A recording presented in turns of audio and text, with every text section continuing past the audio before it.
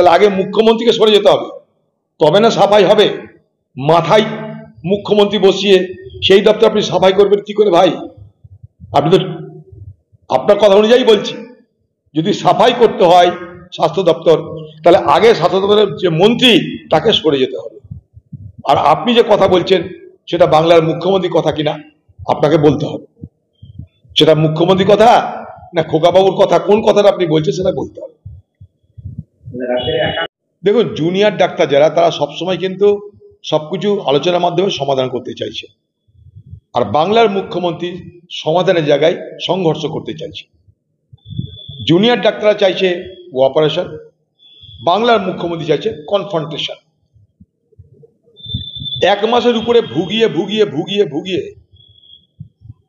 নানা রকমের ষড়যন্ত্র করে ব্যর্থ হয়ে পশ্চিমবঙ্গের তৃণমূল নেত্রী এবং মুখ্যমন্ত্রী মমতা ব্যানার্জি তার বাড়িতে আলোচনা ডাকলেন। আমরা সব নাটক দেখলাম,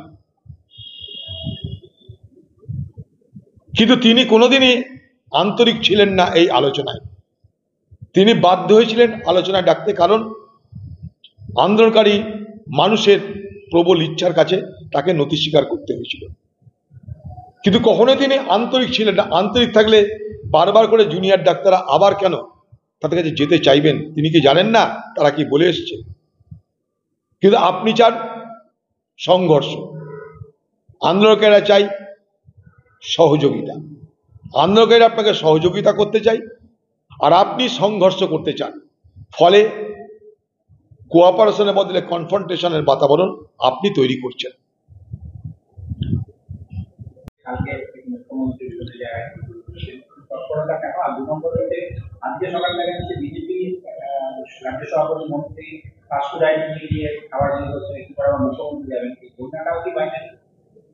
সবই তো এখানে বাইনারি হয়।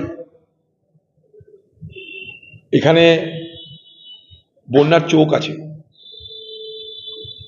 বন্যা যে চোখ দিয়ে দেখে তাতে তৃণমূল বাদ দিয়ে সব যে বাড়িগুলো আছে সেগুলোতে জল ঢোকে, সেগুলোকে ভেঙে দেওয়া হয়।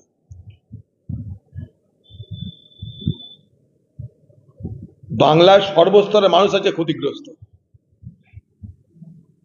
কিন্তু ত্রাণটা দেওয়া হবে সরকারের পক্ষ থেকে, সেখানেও চলছে লুটপাট চুরি চামারি। তার জন্য কথাটা বললাম যে দিদি বাংলার বন্যারও চোখ করে দিয়েছে, যে যা বন্যা ভাঙবে, যা বন্যায় ক্ষতিগ্রস্ত হবে সব তৃণমূলের লোক দেবে, পুরো তৃণমূলের লোককে খাতির করো, আর বাকি যারা আছে তাদের কিছু দরকার নেই। আর প্রত্যেকবার যখন বন্যা হবে দিদি একটা সেই পুরনো তত্ত্ব, ম্যানমেড বন্যা। আমি বলি এটা ম্যানমেড না, ওম্যান মেড বন্যা।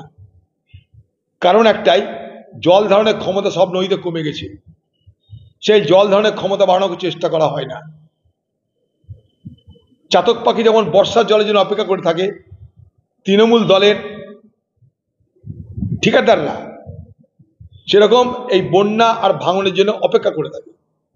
বন্যা আর ভাঙন হওয়া মানে ঠাকুর রামকৃষ্ণ স্বর্গ থেকে মর্তে নেমে আসে, দিয়ে বলে টাকা মাটি, মাটি টাকা, খালি মাটি ফেলবার চুরি করো। তাই বাংলা জুড়ে বন্যাকে সামনে রেখে, ভাঙনকে সামনে রেখে সর্বত্র চুরি বাটপাড়ি করার নতুন দিগন্ত দিদিভাই খুলে দিয়েছে। প্রতি বছর আপনি বলেন ম্যানমেড, 14 বছর না 15 বছর কতদিন আছেন জানেন না, আপনি গুনে নেবেন, প্রত্যেক বছরে আপনি বলেছেন ম্যানমেড বন্যা। যদি ম্যানমেডই হয় তাহলে আপনি কিসের জন্য আছেন? আমি বলবো এটা ম্যানমেড না, আপনি আপনার ব্যর্থতা ঢাকার জন্য এটা এই যুক্তির অবতারণা করেন। উল্টে আমি বলতে চাই এটা ওম্যান মেড বন্যা। তার বাবা মা তো নাকি বিরাট ডাক্তার ছিল, আগে তার পার্টিটা সাফাই করা দরকার। যেখানে তৃণমূল সেখানে চুরি, যেখানে তৃণমূল সেখানটাই লুট। আগে তার নিজের পার্টিকে সোডাতে ভালো করে কাচা দরকার। সেই জন্য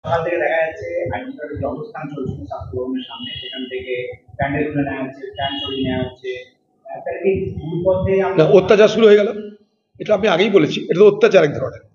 প্রথম কথা, বাংলার মানুষের কাছে একটা বার্তা দিতে হলো, দেখো ভাই আমি মমতা ব্যানার্জি এত তেজি, তবুও দেখো আমি মাথা নিচু করলাম, হয়ে গেল।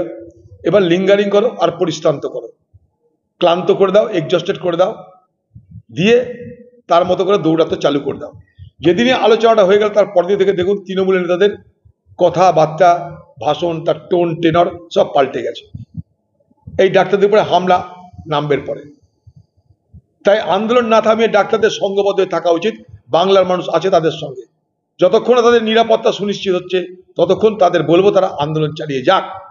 বাংলার সর্বস্তরের মানুষ আজকে এই আন্দোলনে তারা সমর্থন করেছে। আর বাংলার মানুষ হচ্ছে বিচার, কার বিচার?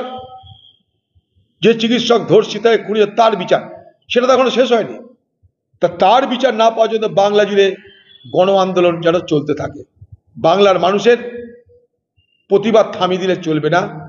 আজ হয়তো 1 মাস, 1.5 মাস, 2 মাস পর আমরা প্রতিবাদ থামিয়ে দেব, 6 মাস পর আবার একটা আরজিকর ঘটবে। তাই পশ্চিমবঙ্গের আজকের এই ঘটনার পরিপ্রেক্ষিতে যে আন্দোলন বাংলা জুড়ে হয়েছে, যে প্রতিবাদ বাংলা জুড়ে হয়েছে, সে প্রতিবাদকে থামিয়ে দেওয়ার জন্য গ্রামে গঞ্জে সর্বত্র তৃণমূল সক্রিয়। কিন্তু মনে রাখতে হবে যে এটা আপনার আমার ঘরের মা বোনেদের সুরক্ষার প্রশ্ন।